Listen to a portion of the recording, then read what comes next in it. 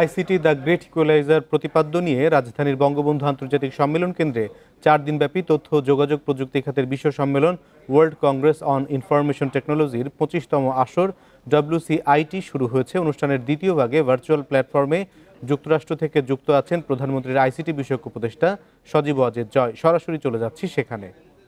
Our per capita income should meet the standards of developed nations, and we should no longer be middle income. Towards that goal, we are pioneering the SDG. We are one of the SDG model nations. We achieved the Millennium Development Goals ahead of schedule, and so we have taken a leadership role in developing the SDG model that which were the Sustainable Development Goals towards developing into a developed country. Our goal is that, but our Awami government is not happy with just even a 20-year vision. We are dreaming long-term for Bangladesh, for the perpetual future of Bangladesh, which will continue long after all of us have departed this earth. We want Bangladesh, by its centenary, to be a prosperous country, and especially by the year 2100, that we should have a safe delta. As you know, Bangladesh is one of the two most vulnerable countries to climate change, the other being the Honorable Minister from the Maldives, being the only other country that is we are the two most vulnerable countries to climate change. And so our goal is that within this century, we should leave a safe delta for our future citizens, where we are no longer at the risk from loss due to climate change and rising seawater. To give you some brief examples of the digital services, the public services that we have developed that are transforming Bangladesh, we started with what we call our Union Digital Centers. Those were my ideas. The concept was to develop and to build a cyber cafe within walking distance of every single village in Bangladesh. And the facilities for IT services would be there.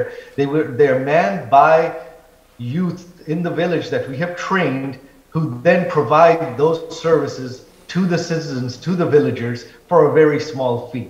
So the villager now no longer has to come into the nearest town or go to the nearest government office to avail himself of government services, of digital services. He can just walk to one of these digital centers, and for a very nominal fee, he can avail himself of all digital services that are available throughout Bangladesh. And this also provides a job opportunity for those village youth whom we have trained, who provide services in those digital centers. We have created what the world's largest national web portal. It is a one-stop shop, one website where you can go and link to all government websites throughout Bangladesh for any and all services. We developed a national 333 hotline. This is not an emergency number. We developed that as well, which is our 999 number for emergencies, police, fire, or ambulance health services. This is a national helpline where if a citizen has any non-emergency questions, any non-emergency issues that they need, whether it's in the health sector, education sector, even non-emergency police, they can call this one number and they will be connected with people, with experts at those various agencies and ministries who can help them with their problem. eNothi is a system that really enabled our government to transition, that really, I would say, saved our government during COVID. As you know, most of the world has struggled with COVID, with the lockdowns, and working virtually. In Bangladesh, it did not affect us at all because we had been preparing to work virtually. eNothi is our digital online government management system. Prior to COVID, it was being adopted by various agencies slowly. Once COVID started, once lockdown started, the entire government of Bangladesh adopted it overnight, and our government services continued as if nothing had happened. We have a national e-government procurement portal. This is again designed, this is put under the Central Procurement Transparency Unit, I believe that's what they're called. This is designed to, you've heard, one of the key arguments that us, as I would call us, we're not poor anymore, but I would call us not wealthy countries. And all the honorable ministers who've joined us are all from developing nations, and I'm sure you feel this way because I certainly do. We get this constant criticism from rich, shall we say, white countries about corruption in our countries. You know, they fail to mention the legalized corruption that they have in their countries through, you know, they have legalized it through lobbying, which we feel is not really honest. So the e-procurement system, one of the goals of Digital Bangladesh is to eliminate any avenues of corruption. And the e-procurement system is one of those avenues. It eliminates corruption in government procurement. Once it's digitized, it is no longer, you are no longer able to manipulate, and bribery no longer works. MyGov is our government portal. We have developed our own GRP. We call it the Government Resource Planning. It is an ERP system that has been developed by Bangladeshi companies. Again, for all our colleagues here from developing nations, as you know, the large ERP systems that have been developed by companies from developed nations are extremely, extremely expensive. For our governments to deploy them costs a small fortune. And so the government of Bangladesh, in collaboration with our private sector, we have developed our own GRP software, which we are happy to share with you. It is far cheaper. It costs fraction to develop and deploy than anything from Oracle or SAP. We have an online e-grievance system. We have a real-time eKYC system, and we are about to launch our interoperable digital transaction platform, which is which targets the fintech industry to allow all the various fintech players and banks to interoperate with each other. One of the targets of Digital Bangladesh has been to take our IT exports to $5 billion by the year 2025. We are well on that target. As you know, Bangladesh, we are mostly known for our garments industry. My goal is that eventually our IT exports will exceed our garments exports, and we are well on target in various sectors. Here are some of the examples. I won't go through all of them, but one of the things I would like to mention, I wish I had thought to grab that, is that, but it would not be as visible on a Zoom call, but I was sent a smartphone that has been built, designed and built by a Bangladeshi company. Mind you, this is not outsourced. Samsung is already assembling their top-of-the-line Note smartphones in Bangladesh. This is a smartphone developed by and designed, built by a Bangladeshi company, which when I showed it to my friends here in the US, they couldn't believe that that was not built by Samsung. It is that good. So I believe that Bangladesh will be the next exporter of smartphones, of various other IT services. And we are going to compete very soon with the likes of Samsung and other Korean and South Asian companies. We, besides the export sector, we have a huge startup. The IT industry in Bangladesh has really exploded in servicing the domestic market. Our domestic use and domestic consumption has skyrocketed, so far beyond what the export potentials are. And today in Bangladesh, we have many, many startups that are now being considered unicorns. You see, one of the things Bangladesh has, one of the big, big advantages Bangladesh has, which most countries do not, we have the 8th largest consumer market in the world. We have the 8th largest population in the world. And with the developing economy, with us being a middle-income country, we now have one of the largest middle classes in the world. And so these startups really skyrocketed, especially during COVID. You have some of these valuations that are shown here. I don't believe they're valuations. I believe they're probably earnings, because their valuations are 10 to 20x of these numbers.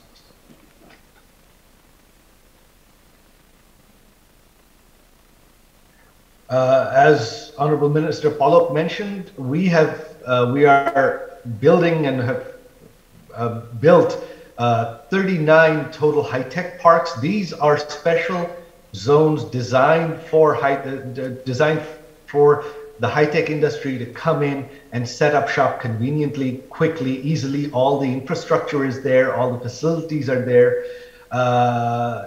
As we mentioned, many of our local companies that are producing high-tech goods are there already. Some of the likes of Samsung are there already. And so we invite investments from your countries, companies from your countries who are looking to set up factories or offices for IT development, IT products, and IT exports that need the readily available infrastructure to come here.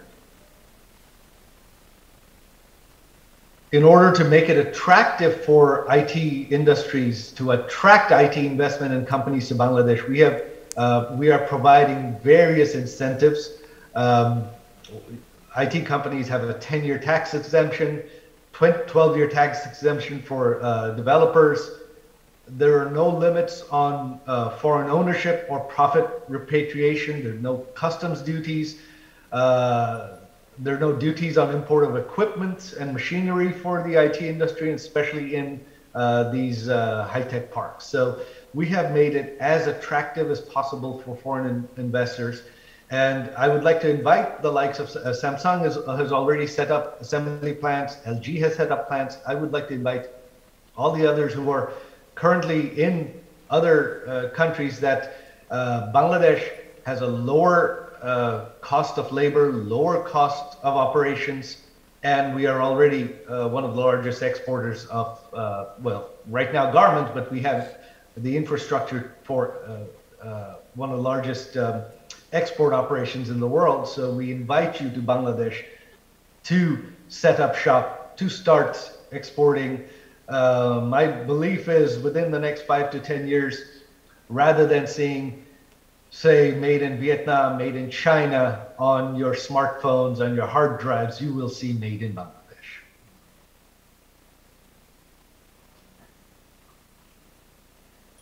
Due to superior, I would call it the superior management abilities and skills of our Awami League government. Even during COVID, our economy continued to grow. Our per capita income continued to grow. Digital Bangladesh played a critical role in that. Our government did not miss a beat. Our economy barely missed a beat. Our GDP growth, which had been at 8 and on target to hit, to reach 9, maybe even 10%, it did slow down. We went down to 5% growth. But we were one of only 2 Asian and South Asian economies to register a positive growth, despite the rest of the world being in recession. In 2019, our per capita income was 1,909, and in 2021, it's 2,554. So in spite of this, it continued to grow, and of course, e-commerce, mobile finance, internet bandwidth, these sectors boomed during COVID because of all economic activity moving online. We were very quick to roll out digital platforms to tackle COVID. These really helped us tackle the challenges of COVID outside of, say, digital governance and e-commerce. We set up a website for COVID tracking, reporting, advertising the help, the numbers, providing information, and where people could provide either ask for help, ask for questions, or get information on how to handle the pandemic. We developed and rolled out a vaccine management app to provide quick access to vaccines, to provide a vaccine certificate on your mobile phone that allows you to travel, and for information, to send reminders to people. We provided telehealth services. You could call in and anyone from a village could call in and speak to a doctor and have their questions answered and be diagnosed.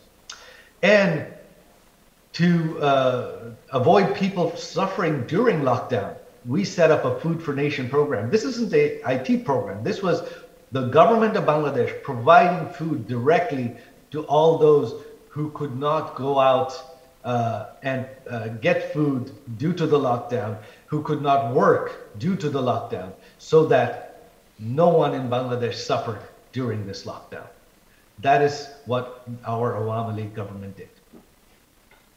Rather than handing out cash, we provided them sustenance, we provided them food. To look to the future, what are our national strategies? We are not just looking at today, we are trying to look to the future at what are the key areas that we need to focus on to build our own expertise, either for the export industry or to really be self-sufficient and not reliant on other countries for technology.